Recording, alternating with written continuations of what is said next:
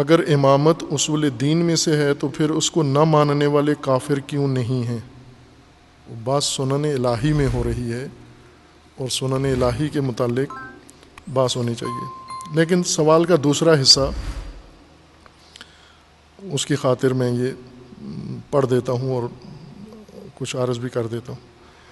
Engineer محمد علی مرزا آپ سے ایک بات نقل کر کے کہتے ہیں کہ انہوں نے آپ سے سوال کیا کہ جو امامت کا منکر ہے کیا وہ شیعہ کے نزدیک کافر ہیں؟ تو آپ نے جواب دیا کہ نہیں. اس بات کو وہ دلیل بنا کر کہتے ہیں کہ اس کا مطلب یہ ہوا کہ امامت کو اصول دین کی حیثیت حاصل نہیں ہے، ورنہ شیعہ امامت کو تسلیم نہ کرنے والوں کو کافر قرار دیتے. وضاحت فرمائیں. آپ نے سوال دیکھ لیا کہ موضوع سے مربوط نہیں ہے، اور اگر یہ سوال کرنا ہی تھا تو زیادہ موضوع یہ تھا آپ یہ سوال پوچھتے کہ یہی محترم محمد علی مرزا صاحب یہ چند دن پہلے گرفتار ہوئے ہیں، یہ سوال کرتے کہ یہ کیوں گرفتار ہوئے ہیں، کس وجہ سے گرفتار ہوئے ہیں، جو لیٹسٹ مسئلہ ہے حال حاضر کا. ایک بہت پرانی بات نکال کے کلپ کہیں سنا ہے آپ نے بھی. یہ کلپ کلاس کے اسٹوڈنٹ ہیں جنہوں نے سوال لکھا ہے، اور آگے بھی کوئی کلپ زدہ ہی بیٹھا ہوا ہے جس نے لکھ کے ادھر بھی دے دیا.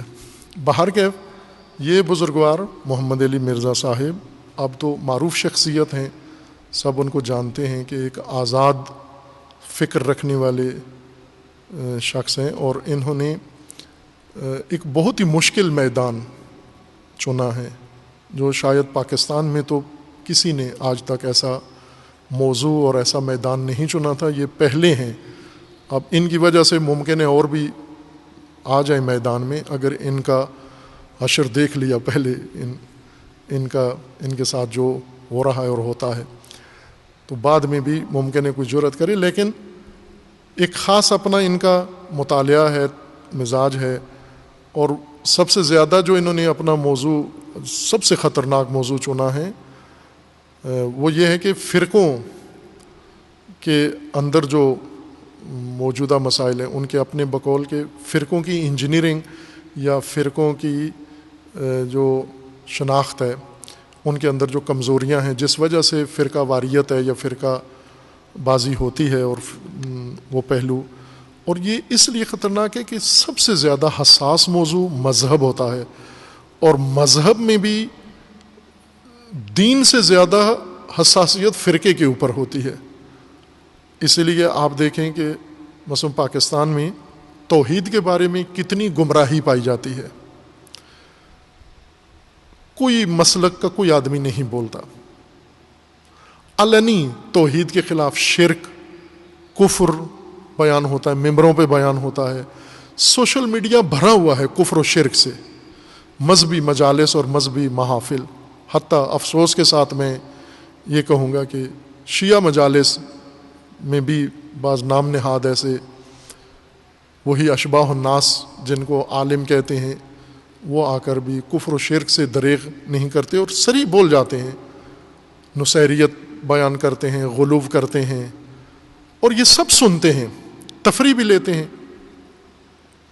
کوئی بھی ان پر اعتراض نہیں کرتا. جو دین کی جڑ ہے، یہ چونکہ دین کا مسئلہ ہے، یہ فرقوں کا نہیں ہے. توحید دین کی بنیاد ہے، فرقوں کی بنیاد توحید پر نہیں ہے. فرقوں کی بنیاد شخصیات پر ہے، فرقوں کی بنیاد اپنے اکابرین پر ہے، فرقوں کی بنیاد اپنے اپنے مخصوص طریقے پر ہے. اس لیے کسی فرقے کو کوئی حساسیت نہیں ہے،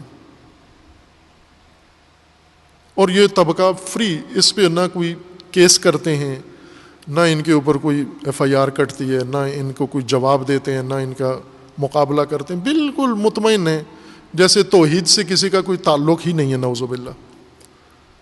یہ ایک صورتحال ہے. لیکن فرقے کے اوپر سب کی صورتحال ہے. آپ مثلا فرقوں کے اندر جہاں جہاں حساسیت ہے جس کے اوپر ذرا سا اشارہ بھی کر دیں آپ تو وہ بوکھلا اٹھتے ہیں. اور یہ بزرگوار یہی کام کر رہے ہیں. فرقوں کے مقدسات انہی کی کتابوں سے نکال کر، اپنی طرف سے کچھ نہیں کہتے، انہی کی کتاب سے نکال کر، انہی کی کتاب سے ان کے فرقے کے کوئی ضعف ہے تو وہ نشاندہی کرتے ہیں کہ بھائی آپ کی کتاب میں یہ لکھا ہوا ہے.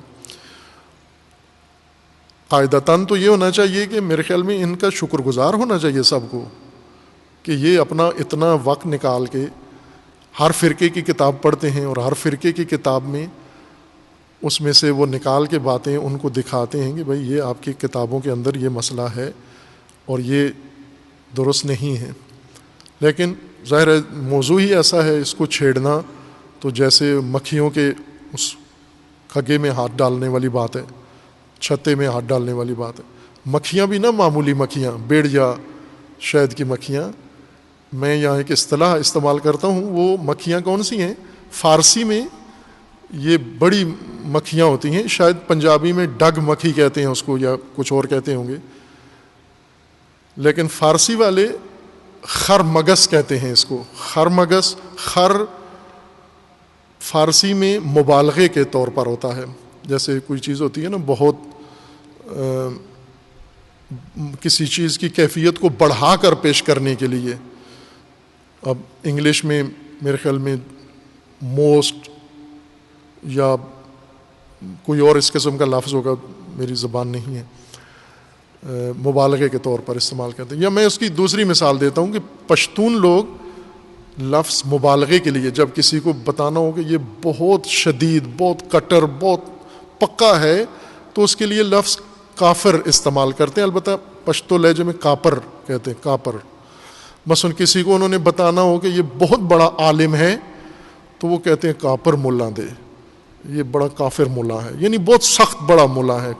ان کے یہاں کافر کا مطلب کافر نہیں ہے، کافر کا مطلب یعنی بہت بڑا ملا ہے. یہ اگر وہ کسی کو کہیں کہ یہ بڑا مثلا مومن ہے، یہ بہت بڑا پکا مومن ہے یہ، تو وہ کہیں گے کافر مومن دے، یہ بڑا کافر مومن ہے، یہ یعنی بہت بڑا مومن ہے.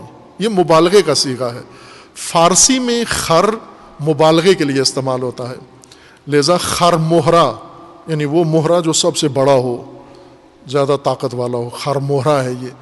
اسی طرح مکھیاں، کچھ مکھیاں ہوتی ہیں معمولی سی جن کی کاٹ آدمی برداشت کر لیتا ہے، کچھ بڑی مکھیاں ہوتی ہیں یہی سرخ رنگ کی شہد کی مکھیاں، یا کچھ شہد کی نہیں ہوتی، ویسے گھر بناتی ہیں، یہ پونڈ جس کو کہتے ہیں، اس طرح کی زہریلی مکھیاں ہوتی ہیں.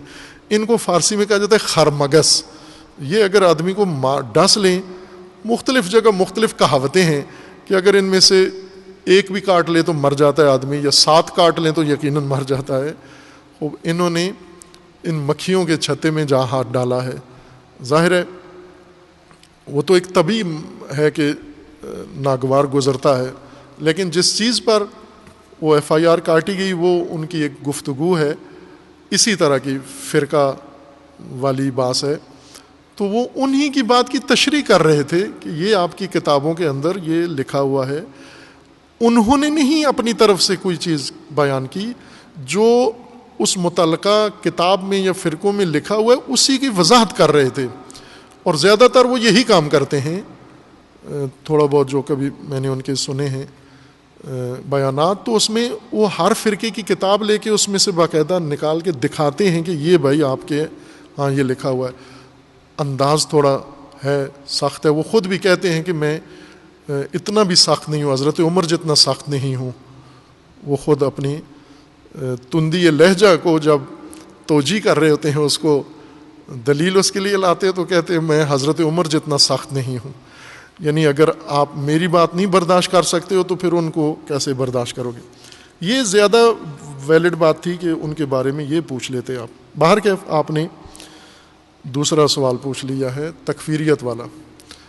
یہ تکفیری ذہنیت پاکستان میں ضیاء الحق کے زمانے میں باقاعدہ تھی، تو بہت قدیم سے ہے، ابن تیمیہ اور ان سے بھی پہلے کے لوگوں کی ہے. تکفیریت چلتی آ رہی ہے، یعنی مسلمان کا مسلمان کو ہی کافر قرار دینا کہ مسلمان نہیں ہے، مسلمان کافر ہے. بلکہ یہ جو سعودی عرب میں نظریہ پھیلا پھولا 100 سال پہلے، اس کی بنیاد ہی یہی تھی کہ اپنے علاوہ سب کافر ہیں. اور یہ تمام مسالک کے اندر، فرقوں کے اندر یہ رجحان پایا جاتا ہے کہ اپنے علاوہ دوسروں کو کافر کہتے ہیں. ظاہر ہے جب مسلک علیحدہ ہیں، فرقہ علیحدہ ہے، سوچ علیحدہ ہے، تو ایک جیسا تو نہیں سوچتے، ہر آدمی ایک اپنے انداز سے سوچتا ہے، اجتہاد ان کا اپنا ہے، منبع ان کا اپنا ہے، دلیل ان کی اپنی ہے، اور وہ علیحدہ سوچتے ہیں۔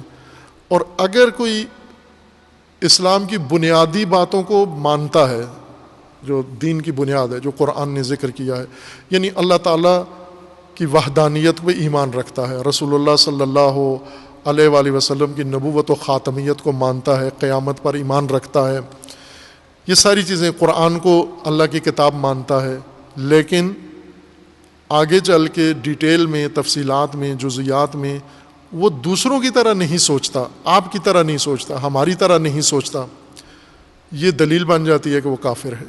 اور یہی سب سے زیادہ بری حرکت ہے جو مسلمانوں کے اندر یہ قباحت پیدا ہوئی ہے، تکفیر والی، کہ جو ہماری طرح نہیں سوچتا، اختلاف رائے رکھتا ہے، یہ کافر ہے۔ یہ ایک لعنت ہے مسلمانوں کے لیے، نامعقول ترین کام ہے، غیر علمی کام ہے، غیر انسانی کام ہے، غیر اسلامی کام ہے، یہ غیر ایمانی کام ہے۔ وہ اہل قبلہ ہے، وہ اللہ کو مانتا ہے، وہ کلمہ پڑھتا ہے، وہ لا الہ الا اللہ محمد رسول اللہ مانتا ہے، وہ یہ کافی ہے، بس اس سے آگے اب کفر کہاں سے نکال کے لے آئے اس کا؟ اللہ کو بھی مانتا ہے، رسول اللہ کو بھی مانتا ہے، قیامت کو بھی مانتا ہے، قرآن کو بھی مانتا ہے، پھر بھی کافر ہے۔ اب کس کا کافر ہے؟ اب کافر ہے تمہارے نظریے کا کافر ہے، تمہاری بات نہیں مانتا، تمہاری طرح سوچتا نہیں ہے۔ اختلاف رائے تکفیر کی دلیل نہیں ہے۔ اختلاف رائے اچھی چیز ہے، اگر علمی ہو، اگر عالمانہ ہو، اگر عامیانہ ہو، اگر یہ جاہلانہ ہو، پھر یہ جھگڑا بن جاتا ہے، فرقہ واریت بن جاتی ہے۔ لیکن اختلاف رائے، یہ آپ اگر اہل بیت کے پیروکار ہیں، تشیع کے لیے یہ ایک بہت بڑا امتیاز ہے۔ تمام مسالک میں، تمام فرقوں میں، یہی مرزا صاحب اپنی گفتگو میں یہ ایک موضوع انہوں نے بہت خوبصورتی سے، میں بھی بیان کروں گا کہ ان کے ساتھ دشمنی کس وجہ سے ہے، اور صرف یہ اس میں تنہا نہیں ہے، اور بھی لوگ ان کے ساتھ شامل ہیں اس طرح کے جن کے ساتھ دشمنی ہے۔ کہہ دیتا ہوں ابھی جب بات آ گئی ہے، ان کے ساتھ دشمنی کیوں ہے؟ چونکہ یہ ناسبیت کو رد کرتے ہیں۔ طارق جمیل صاحب کے ساتھ کیوں دشمنی ہے؟ اہل بیت کی تفضیل اور ناسبیت کی تردید کرنا، یہ ان کا جرم ہے اصل میں۔ یہ جو سب گھیر لیتے ہیں، کتنی ہوئی بدتمیزی طارق جمیل صاحب کے، ان کے اپنے فرقے کے لوگ، اپنے دیوبند کے لوگ کتنے اٹھے، اس قدر نعوذ باللہ ان کے خلاف مغلظات کہی گئی ہیں۔ انہوں نے خود کہا ہے کہ یعنی ان کے نسب کے بارے میں توہین آمیز باتیں کی گئی ہیں۔ ان کے اپنے مذہب مفتی کہہ رہا ہے، نعوذ باللہ، کس جرم میں؟ کہ ان کی کچھ باتیں ایسی ہیں جو شیعوں کے حق میں ہیں، نعوذ باللہ، چونکہ اس نے ایسی باتیں کی ہیں شیعوں کے حق میں جاتی ہیں، اس وجہ سے اس کا نسب یوں ہے، نعوذ باللہ من ذالک۔ انہوں نے جواب میں پھر اپنا شجرہ پیش کیا کہ میں فلاں قوم کا ہوں، میرے آباء و اجداد یہ ہیں، یہ سارا، اور وہ جو کہنے والا ہے وہ بھی دیوبندی ہے۔ ان کا بھی یہی جرم ہے، چونکہ یہ اہل بیت کی تفضیل کرتے ہیں، اور یہ برداشت نہیں ہے۔ ناسبی طبقہ ہر اس، بے شک ان کے مسلک کا ہو، ان کے، اب یہ اہل حدیث ہیں، یہ خود بھی کہتے ہیں مرزا صاحب اہل حدیث ہیں۔ اہل حدیث بھی اگر ناسبی کی حمایت نہ کرے تو وہ بھی ان کو قبول نہیں ہے۔ دیوبندی بھی اگر ناسبی کا حامی نہ ہو وہ بھی ان کو قبول نہیں ہے۔ بریلوی کوئی اگر ناسبیت کا حامی نہ ہو وہ بھی ان کو قبول نہیں ہے۔ ان کو یہ طبقہ جو میڈیا پہ یا جس جگہ پر بھی ہے، یہ ان سارے علماء، ان سارے لوگوں کے لیے در حقیقت، اور معروف ہیں لوگ جو ناسبیت کا پرچار کرتے ہیں کھل مکھلا، دشمنان اہل بیت کی تعریفیں کرتے ہیں، اہل بیت کے بارے میں شکوک و شبہات ظاہر کرتے ہیں، ایمان حضرت ابو طالب کے بارے میں شبہات پیدا کرتے ہیں۔ یہ آپ دیکھتے ہیں کہ یہ طبقہ موجود ہے، اس وجہ سے ان لوگوں کی مخالفت ہوتی ہے۔ تشیع کا یہ امتیاز ہے پورے تمام مسالک کے اندر کہ اپنے ساتھ اختلاف رائے رکھنے والوں کی شیعہ تکفیر نہیں کرتے، انہیں کافر نہیں کہتے۔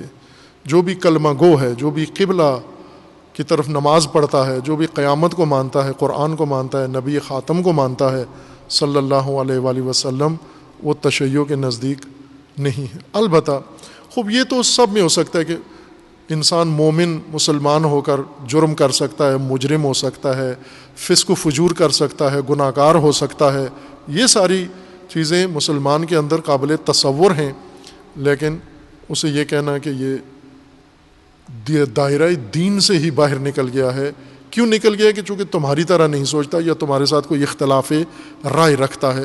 اختلاف رائے سے کوئی انسان دائرہ دین سے نہیں نکل جاتا ہے۔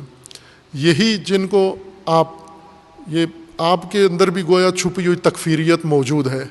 داعش یوں نہیں کہ صرف وہابیوں سے نکلے ہیں، پھر اگر یہ تکفیری ذہنیت تمہارے اندر بھی ہے تو اس کا مطلب ہے کہ ایک پنہان داعش ہر فرقے میں چھپا ہوا ہے، ایک تکفیری گروہ جو دوسروں کو کافر قرار دے کر، چونکہ کافر قرار دینے پر رکتے تو نہیں ہیں، پھر آگے کافر قرار دے کر واجب القتل قرار دیتے ہیں، پھر واجب القتل قرار دے کر پھر جب تک قتل نہ کر لیں اس وقت تک سمجھتے ہیں کہ ہم نے حق ادا نہیں کیا۔ بات آگے بڑھتی ہے، نعوذ باللہ من ذالک۔ یہی وہ غلط ہے، گمراہی ہے جو پاکستان کے اندر جس کا بیج کاشت کیا گیا ہے، مسلمان کے خلاف نفرت اور مسلمان کی۔ بھلے ہم فخر کرتے ہیں، ہم امامت کے قائل ہیں اور امامت کو ہم اللہ کی طرف سے نظام سمجھتے ہیں، جس طرح امام خمینی فرماتے ہیں کہ ہم فخر کرتے ہیں ہم جعفری ہیں، ہم فخر کرتے ہیں ہم امیر المومنین کے پیروکار ہیں، لیکن جس طرح امیر المومنین تھے، جس طرح آل علی تھے، امیر المومنین کے نزدیک وہ لوگ جو امیر المومنین کی امامت کے قائل نہیں تھے وہ کون تھے، کیا تھے؟ امیر المومنین انہیں کافر سمجھتے تھے، ان کے ساتھ اٹھتے بیٹھتے نہیں تھے، ان کے ساتھ لین دین نہیں کرتے تھے۔ امیر المومنین کی حکومت میں جو امیر المومنین کے والی تھے، منسٹر تھے، کابینہ تھی، فوج تھی، وہ اکثر ان میں سے غیر شیعہ تھے، وہ امام نہیں سمجھتے تھے، خلیفہ سمجھتے تھے۔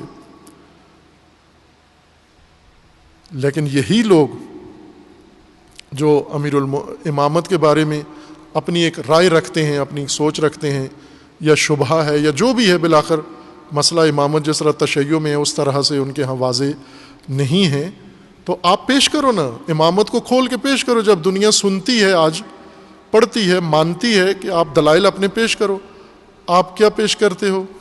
ایک مخبوط الحواس آدمی اٹھا کے، یہ میڈیا شرارت اور شیطنت کر رہا ہے آج کل، ایک مخبوط الحواس انسان، اس کو اٹھا کر لا کر میڈیا پہ شیعہ اسکالر بنا کر پھر اس سے الٹی سیدھی باتیں کر کے پھر وہ شیعوں سے منسوب کر رہے ہیں، یہ شیعہ نمائندہ بیٹھا ہوا ہے۔ اس کے بجائے آپ دیکھو کہ یہ لوگ اہل بیت علیہ السلام کے لیے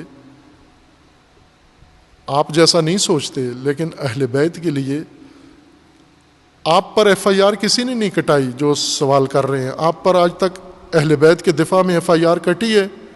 مرزا محمد علی پر کٹی ہے۔ آپ کو کسی نے آج تک نہیں کہا وہ تہمت و فوش جو طارق جمیل صاحب نے سنی ہے، کس جرم میں سنی ہے؟ علی و آل علی کے دفاع کی وجہ سے سنی ہے۔ تو ان کے بارے میں آپ یہ ذہنیت رکھتے ہو، دور کرو یہ نفرتیں۔ تمام کلمہ گو مسلمان ہیں، بے شک ہم سے اختلاف رائے رکھتے ہیں، ہم ایک اپنی سوچ رکھتے ہیں، وہ ایک اپنی سوچ رکھتے ہیں، وہ اپنی سوچ پہ پابند ہیں، ہم اپنی سوچ پہ پابند ہیں، لیکن یہ کہ جو ہماری طرح نہیں سوچتا یہ کافر ہے، یہی وہ جرم ہے جو پاکستان کے اندر آگ ہے، بہت بڑی خطرناک آگ ہے یہ تکفیریت، یہ پنہان ہے بعض لوگوں کے دلوں کے اندر چھپی ہوئی ہے، اس کو دل سے نکالو۔ واقعاً یہ تمام کلمہ گو نبی کی سب امت ہمارے لیے قابل احترام ہیں، اگر یہ ناسبی نہیں ہیں، ناسبی ہیں پھر احترام ختم ہو جاتا ہے۔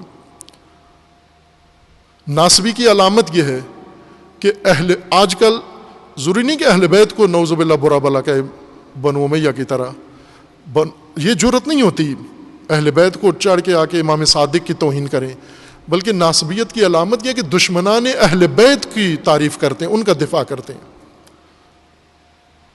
جو اہل بیت کے دشمن ہیں بنو امیہ، معاویہ کی تعریفیں کریں گے، یزید کی کریں گے، یہ ناسبی ہیں در حقیقت یہ لوگ۔ اور یہ تو ایک بڑا محاذ ہے، یقین جانیں ان کے لیے تو ہر شیعہ کو دعا کرنی چاہیے، ایسے مجاہدین کے لیے جو آپ سے جو دفاع نہیں ہوتا اہل بیت کا وہ یہ کر رہے ہیں۔ اور بھی ہیں اس طرح کے بہت سارے بزرگوار ہیں، اور بھی ہیں، ہمارا ان سے کوئی لین دین آنا جانا نہیں ہے۔ ایک دفعہ تشریف لائے تھے یہاں پر،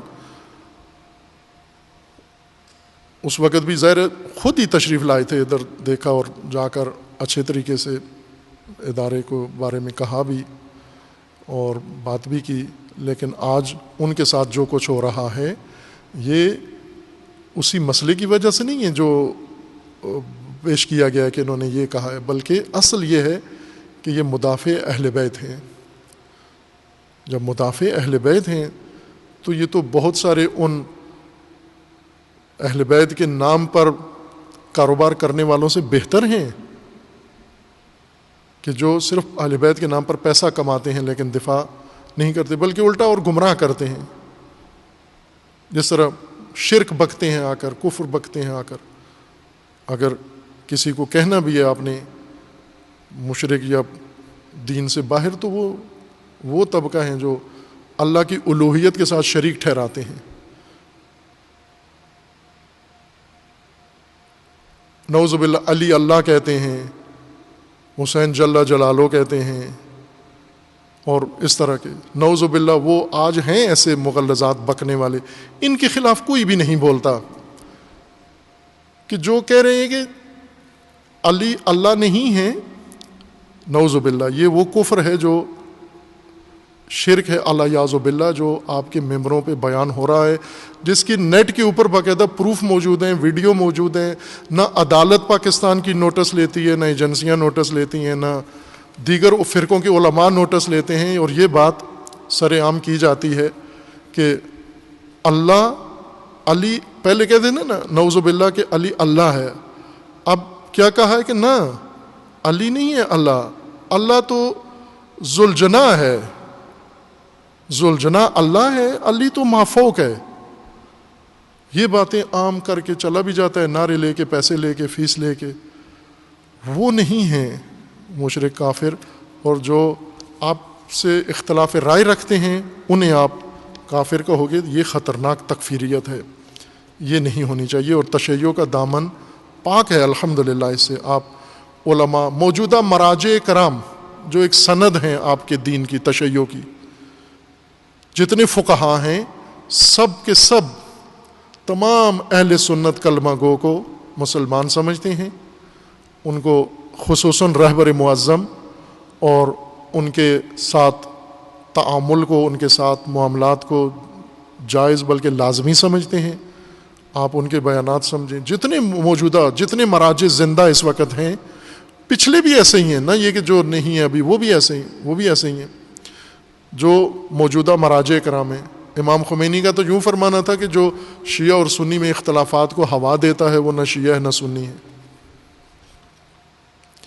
شیعوں میں ایک گروہ ہے جو یہ تکفیری مزاج رکھتا ہے، وہ MI6 کا تشیع ہے، برطانوی خفیہ ایجنسی کا تشیع۔ یہ کرتے ہیں، اہل سنت کی توہین بھی کرتے ہیں مقدسات کے بارے میں، اور جہاں جہاں یہ کرتے ہیں شیعہ علماء، شیعہ مراجع، شیعہ رہبر، سب سے بڑھ کر MI6 کو رسوا کرنے والے اور ان کے مقابلے میں ماہزارائی رہبر معظم نے کی ہے۔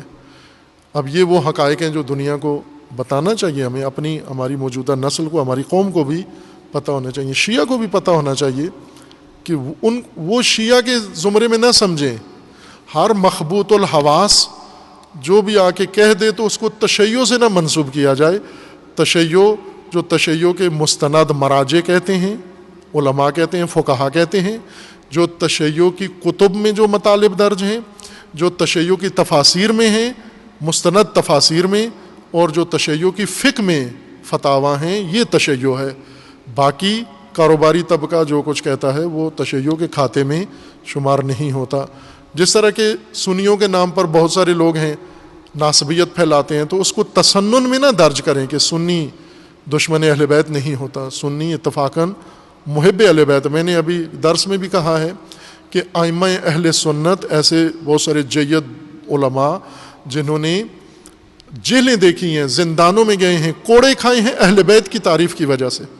اور ہمارے زمانے میں بھی یہ نمونے موجود ہیں، ہمارے ملک میں اسی طرح اور دنیا کے اندر بھی اس طرح کی شخصیات موجود ہیں.